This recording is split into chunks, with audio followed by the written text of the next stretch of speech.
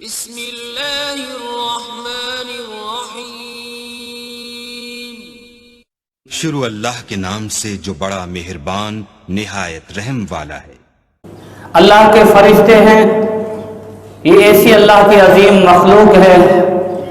اللہ تعالیٰ نے اس مخلوق کی جو ذمہ داریاں اور ڈیوٹیاں لگائی ہیں وہ پوری کر رہے ہیں۔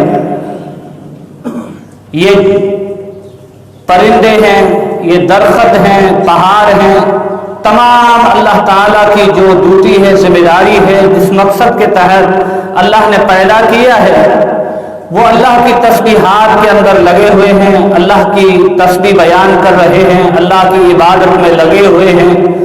اللہ کے فرشتوں کی عبادت کا اندازہ آپ اس بات سے لگا سکتے ہیں، آج سے کتنے سال پہلے، ہزاروں سال پہلے اللہ تعالیٰ نے اسرافیل علیہ السلام فرشتہ ہے، فرشتے کو اللہ تعالیٰ نے یہ ذمہ داری لگا دی کہ تجھے سور پر منہ رکھنا ہے، اور جب میرا آرڈر اور حکم جاری ہو جائے تو یہ سور پھونکنا ہے۔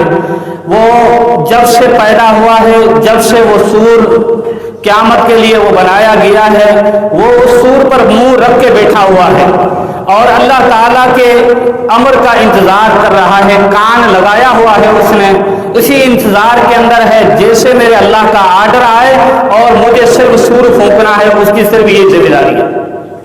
کتنے سال گزر گئے، کتنے سال گزریں گے، یہ قیامت جب آئے گی تب یہ سور پھونکا جائے گا۔ اللہ کے امر اور اللہ کے آرڈر اور انتظار کے اندر وہ کان لگا کے بیٹھا ہوا ہے فرشتہ۔ آپ اندازہ کریں ایک فرشتے کی اطاعت اللہ رب العالمین کی یہ فرشتے کتنے کرتے ہیں۔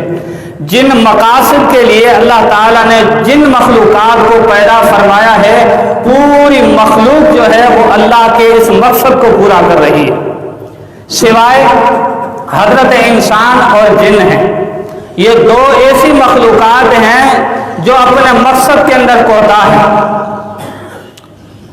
جو اپنے مقصد کے اندر کوتاہ ہے۔ حالانکہ انسان کو اللہ تعالیٰ نے اشرف المخلوقات بنایا ہے، یعنی عزت والی مخلوق بنایا ہے۔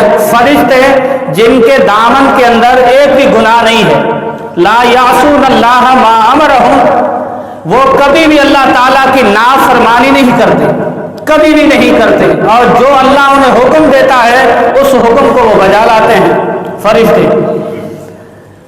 لیکن انسان جو ہے اپنے مقصد کو پورا نہیں کر رہا،